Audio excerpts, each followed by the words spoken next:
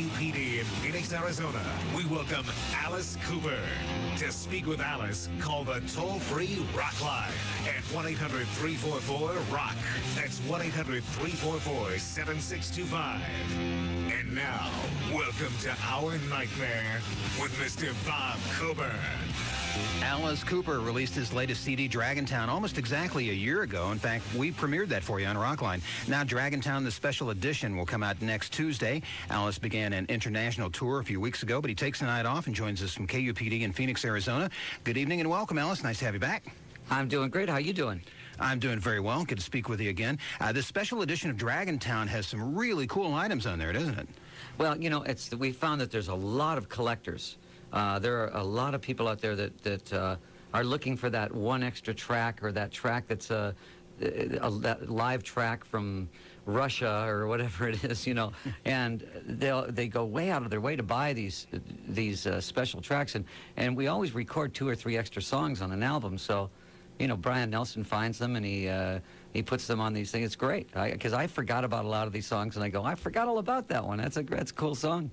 You know. Now, the new song in the special edition, I've seen 2 titles, just Clowns Will Eat Me or Can't Sleep, Clowns Will Eat Me. What's the exact title of it? You know, it's actually, I think it's from, I didn't honestly know it was from The Simpsons. I saw it on a T-shirt, Can't Sleep, The Clowns Will Eat Me. And then I understand it's actually from Stephen King. It might be from that movie It, the book It. Oh, yeah, I remember that. With Pennywise, yeah.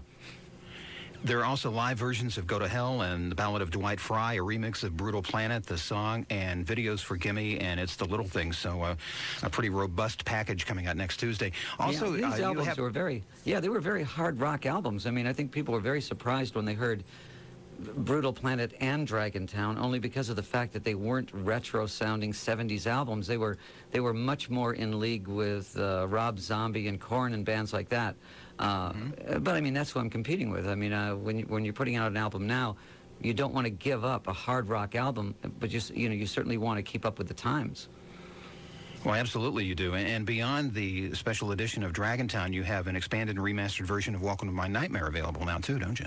Yeah, that's for the classics out there. There's always, you know, it's so funny. We'll get up on stage, and there's 10,000 people out there, and I looked out, and I see about the first 20 rows, and that's all the kids.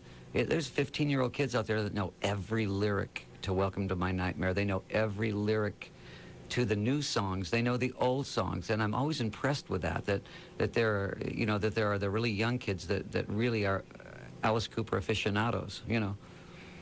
And they stood in line to get the good tickets too, it sounds like. Yeah, well, they're the one that's going to get blood and confetti on them, you know. So.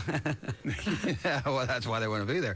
There's also a brand new DVD and VHS, Alice Cooper Prime Cuts, and there's some rare concert performances on there, TV appearances, and interviews with you and Slash and Ozzy, Bob Ezrin, and Shep Gordon. So you have a lot out right now, but I'm really eager to see this new release, the special edition of Dragontown, and that drops next Tuesday.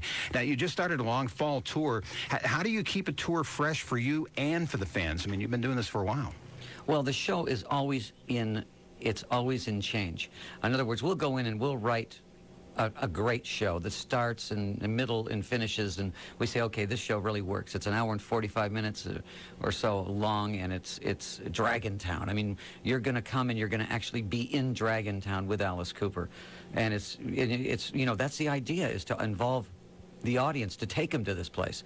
Now, if you saw that show, you know, say in January, in April, by the time you see that show again, it will have not totally changed, but there are sections of the show that will be entirely different, because I really like the idea of the show having a certain amount of flux, a certain amount of energy, where the band can come back and say, hey, Alice, it would be really good if we did this section of this song here instead of here.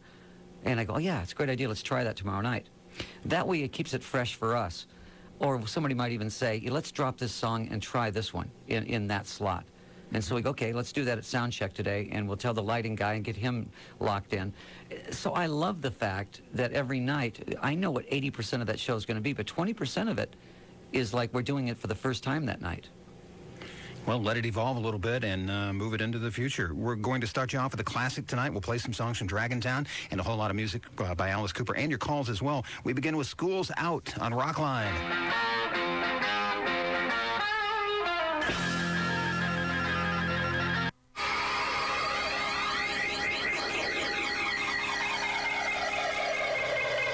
School is always out when Alice Cooper's on Rockline. Alice joining us tonight from Phoenix, Arizona. I'm Bob Coburn. Your number to call is toll-free as always. It's 1-800-344-ROCK, 1-800-344-7625. We return with Alice Cooper on Rockline right after this.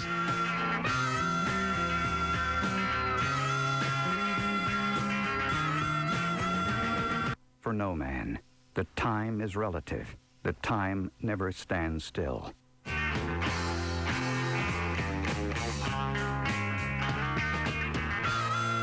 And welcome back to Rockline. I'm Bob Coburn. It's an evening with Alice Cooper. Your number's toll-free, 1-800-344-ROCK from Philadelphia. Paul, welcome to Rockline. Start us off. Good evening, guys.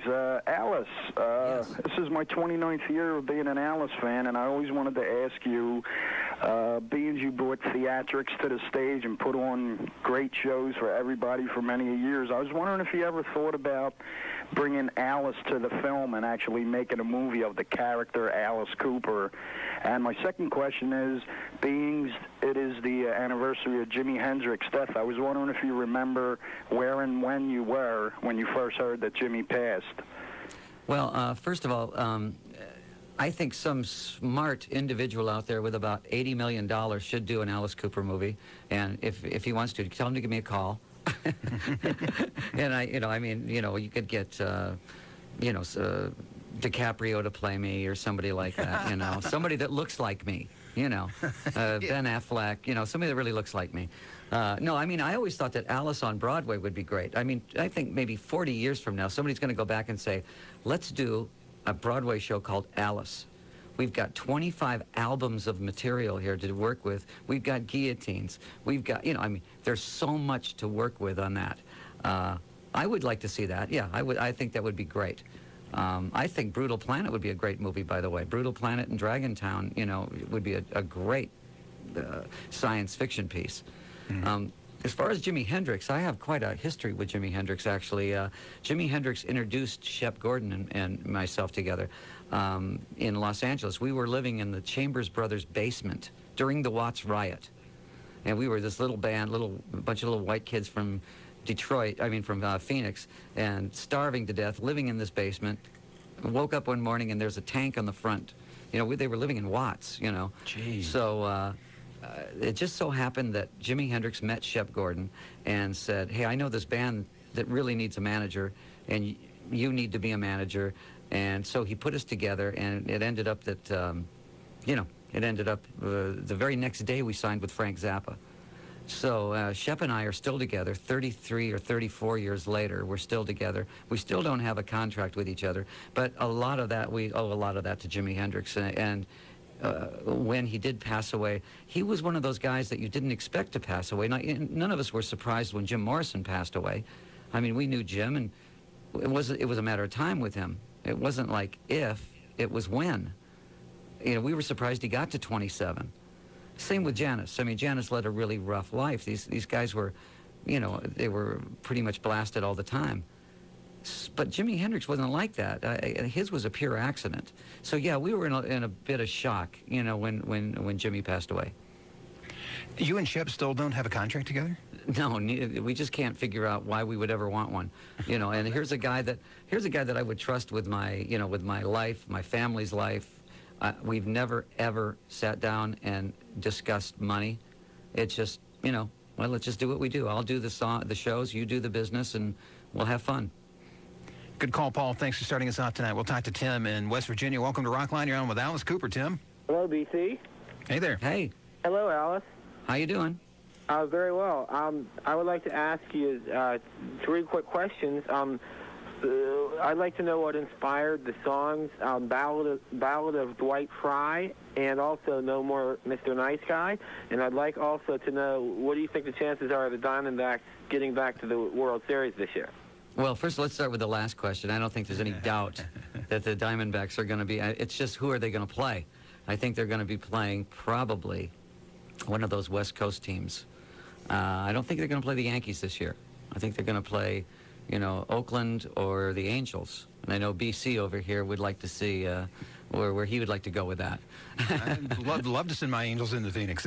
Yeah, that would be great. But on the other questions. Dwight Fry was the character. If you see the original Dracula or the original Frankenstein, Dwight Fry was an actor that played Fritz, the little hunchback, and he also played Renfield in the original Dracula. Now, when I was a kid, I saw those movies. Dracula did not scare me. Frankenstein did not scare me. Renfield scared me. The little guy that was like eating spiders and rats and things like that, and had those crazy eyes and was, you know, that was the guy that was really frightening. And when we finally got to the position of writing songs, I said, you know, we need to point this guy out. He was the scariest guy out of the Wolfman, the Mummy, Dwight Fry was truly the scariest character. So we wrote that song about him, and of course, I figured that Dwight Fry probably lived in a straitjacket, so, you know, we did the whole song in a straitjacket. Perfect. No More Mr. Nice Guy. No More Mr. Nice Guy, yeah. No More Mr. Nice Guy was sort of like almost an overkill. We were at that point where our entire career was based on urban legend at that point. We were more controversial at the time than Marilyn Manson and the Sex Pistols put together, because it was a very innocent time, and Alice Cooper was just the most frightening thing anybody had ever seen. And so after I had gotten all this incredible, we'd been banned in England, we'd been, you know, that whole thing, I said, okay, that does it. Gloves are off. No more Mr. Nice Guy. Like, it's going to get worse. And it was a, you know, I meant it as a joke. And when we wrote the song, I told him, I said, I really want this song to kind of have the feeling of Substitute by The Who.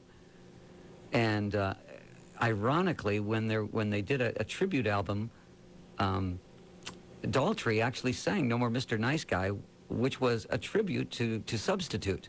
It was very, very ironic, you know.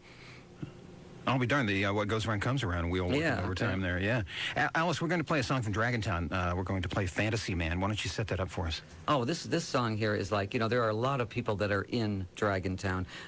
Since I get to sort of play God on this thing, I get to send whoever I want to Dragontown. I got very tired of people saying, well, John Lennon's dead, and Jim Morrison's dead, and Jimi Hendrix is dead, and, you know, they're up there in rock and roll heaven. I don't think so.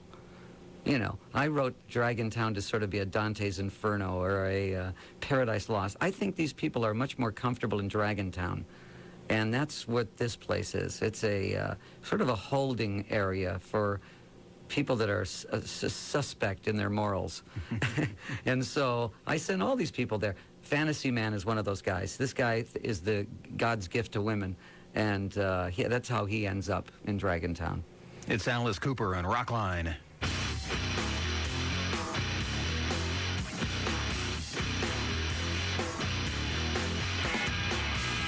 Alice Cooper from Dragontown on Rockline. We'll be back with the encore question. More of your calls with the man we call Alice. Give Mr. Cooper a call right now on the toll-free Rockline at 1-800-344-ROCK, 1-800-344-7625.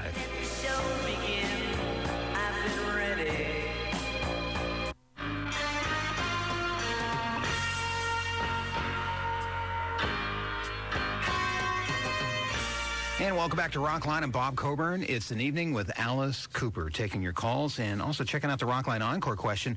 A couple of weeks ago, our last live show, Gene Simmons and Paul Stanley of KISS joined us on the program and left this question for Alice. Hey, Alice, this is Paul Stanley. And this is Gene Simmons. If you can remember way back when you saw us the first time at our press party at the Century Plaza Hotel. February the 18th, 1974, 7:30 at night. There is a famous quote of yours after seeing us.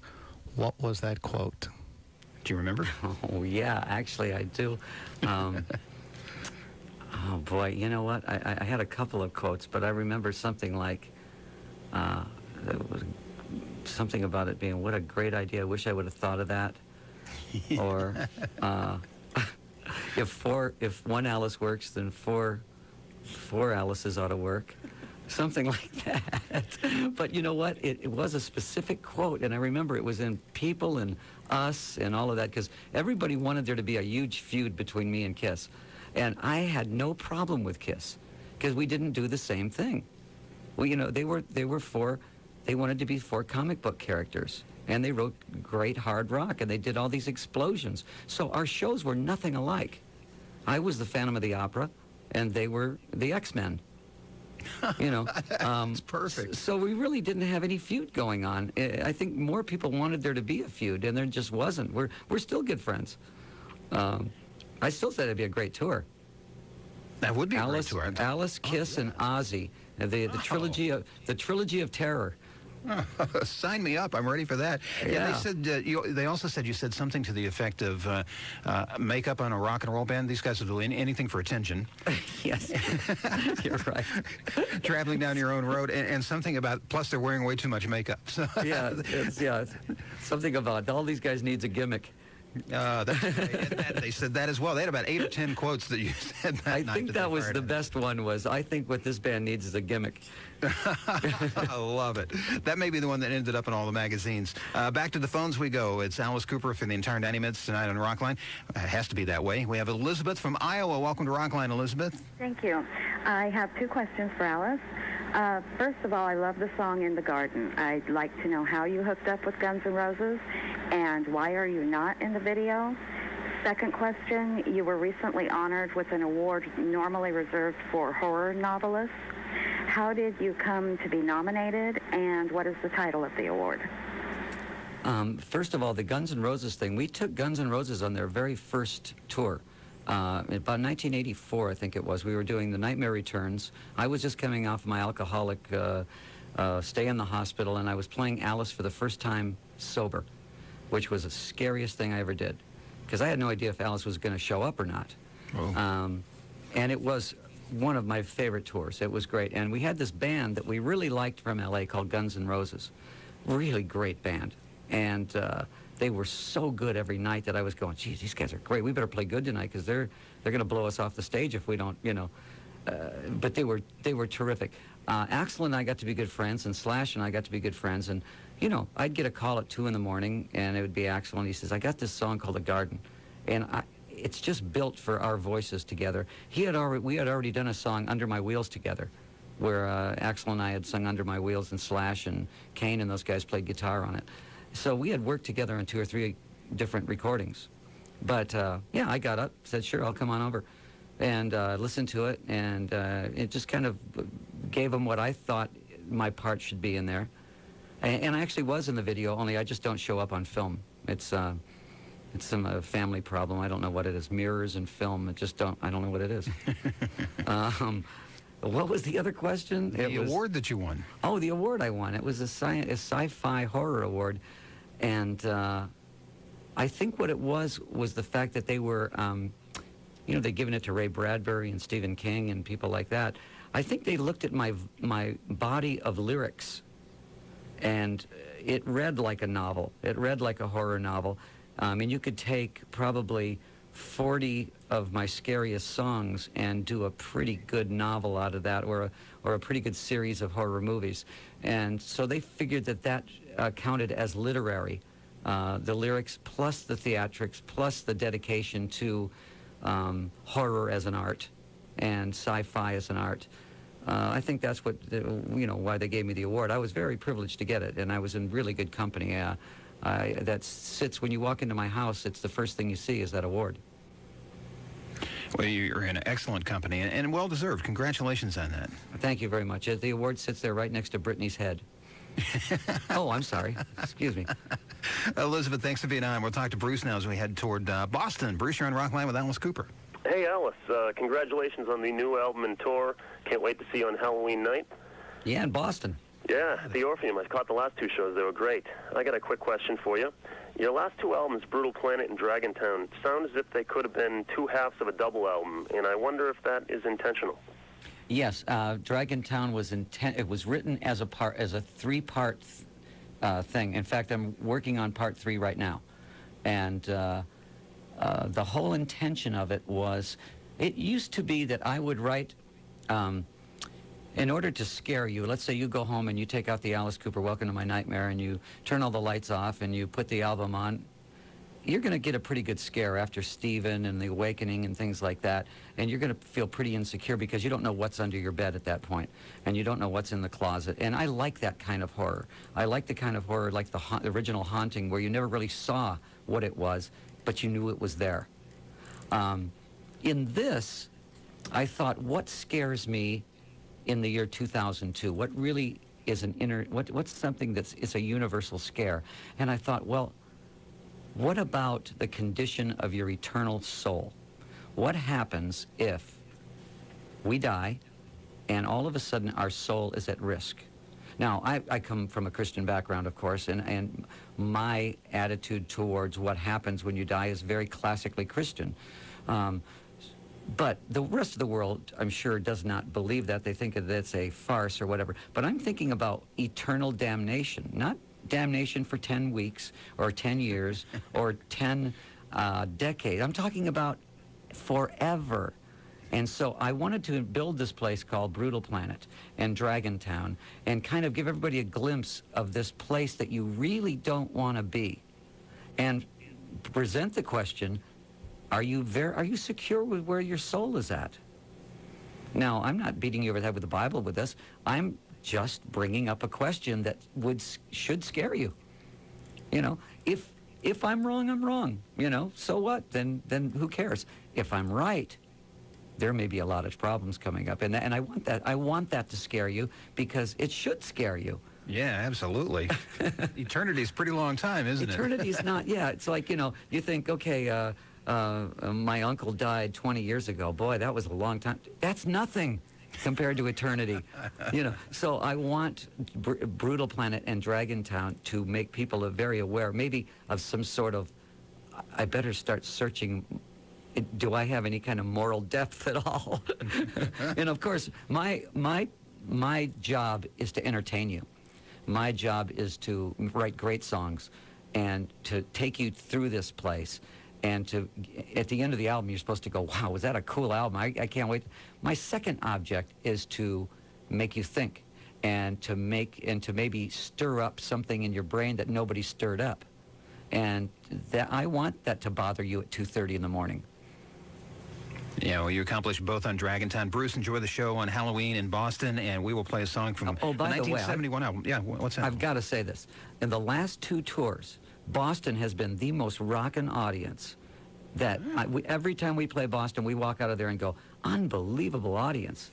You know, it's just, for some reason, Boston has become just the most rockin' audience out there. Well, they get the treat of seeing you on Halloween, and what a great show that'll be. This is from 71's killer album. It's it's Be My Lover. It's Alice Cooper on Rockline. Cooper, our guest tonight on Rockline. I'm BC Bob Coburn. Your number's toll-free. 1-800-344-ROCK in New York City. We had Frank here on Rockline with Alice. Hi. My question for Alice is, if you would have used your real name in your musical career, do you think you would have been as successful? Yeah, I think that it would not have had nearly the impact, and it wouldn't have gotten nearly the publicity if you saw this guy and his name was Vincent Damon Frenier. You would have gone, some French guy, you know, from Detroit.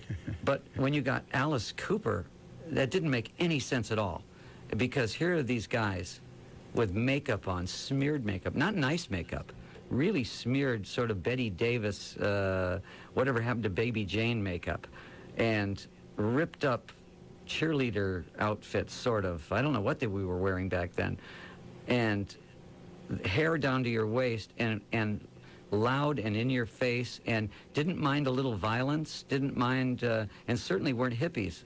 You know, guys that were not really involved with peace and love. They were more interested in switchblades and blondes and Ferraris, you know. Okay, and then you call that band Alice Cooper.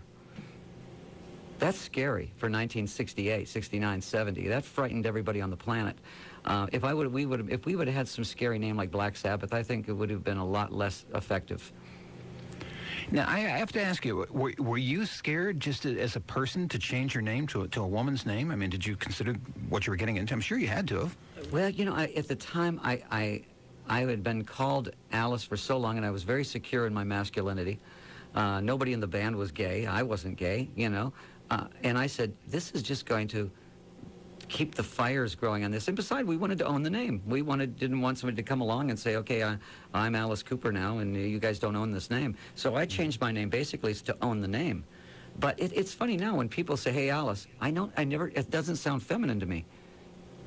You know, it doesn't anymore. I don't think of it as feminine at all now. I just think of calling you Alice. You know, hey, Alice. Yeah, it's Alice. Hey, there's Alice. But there are a lot of people that come in, you know, especially, you know, guys that are into, you know, baseball players and football players and boxers, you know, that I know. And they go, hey, Alex. And I said, it's Alice. I said, it's Alice. Oh, yeah, I know, but I can't call you Alice, you know. And I said, okay, well, call me Coop then, all right? Just call me Coop. There you go. Yeah. Maybe not as secure in their masculinity there. We're going to play another song by Alice for you right now. It's Under My Wheels on Rockline. Bob Coburn next week. It's the Motor City Madman, Ted Nugent. Break out the bows and arrows and your questions as well. Alice gets to leave a Rockline Encore question for Ted Nugent. We'll return with your calls for Alice in just a moment. Toll free at 1-800-344-ROCK. It is Rockline.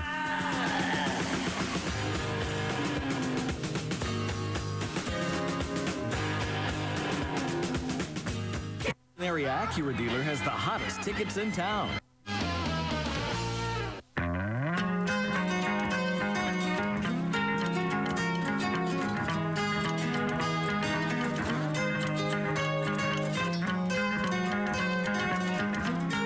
Doing the Generation Landslide with Alice Cooper tonight, talking about Dragontown, the tour, taking your calls toll-free at 1-800-344-ROCK, like this one from Houston. Brenda, welcome to Rockline.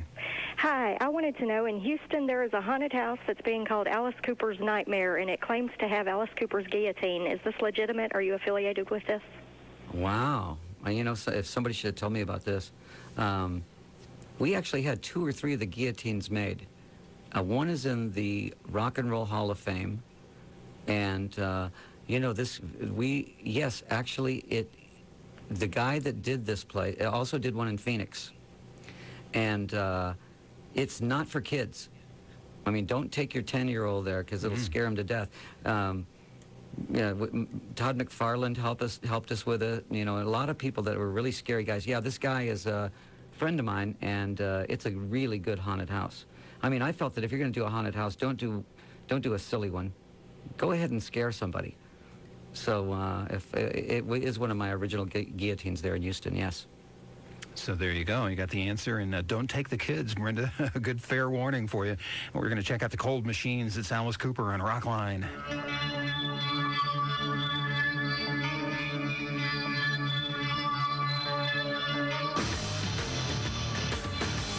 Rockline and Bob Coburn. Back to the phones to Nashville. It's Tommy. Welcome to Rockline. Tommy, you're on with Alice. Thanks, BC. Hey, Alice, glad to hear you on Rockline again. Thank you. Just want to get to my question. On your 77 tour in Australia, you were held under house arrest for 2 hours. What's the story about that? It was great. It was one of those great things. The law in Australia is that if somebody sues you, you have to put up the amount of the bail right then, or you go to jail.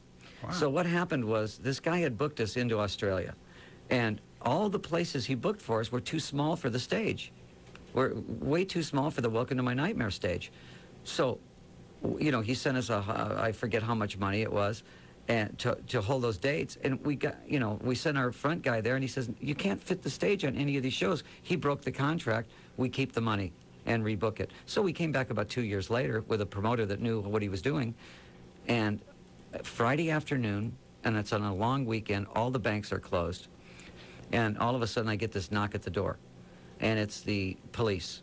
And they walk in, I have a pair of Levi's on and my shirt off, and, you know, probably had been through a bottle of VO the night before. And they put me in handcuffs. You know, and the guy says, this guy's suing you for $65,000, and if you can't put up the bail right now, you're going to go to jail for the weekend. And we were going to miss like 3 or 4 big shows. So I said, how much? And he says, $65,000. I said, oh, okay. I said, well, just wait here a second. And it just so happened that our promoter had a room connecting with us, and he had all the money. So I went in there, I told him what's going on, and he hands me $65,000 cash. Oh. I put it in my Levi's. I put it in a big roll in my Levi's. And I said, boy, you caught me on a good day. I had a good poker night last night. And I reeled off $65,000, and I handed it to the guy, you know, and the other guy was just turned white because he thought that for sure we were going to be in jail that night, and we were going to try to deal with him and, you know, do some kind of a thing. And we won the case, of course.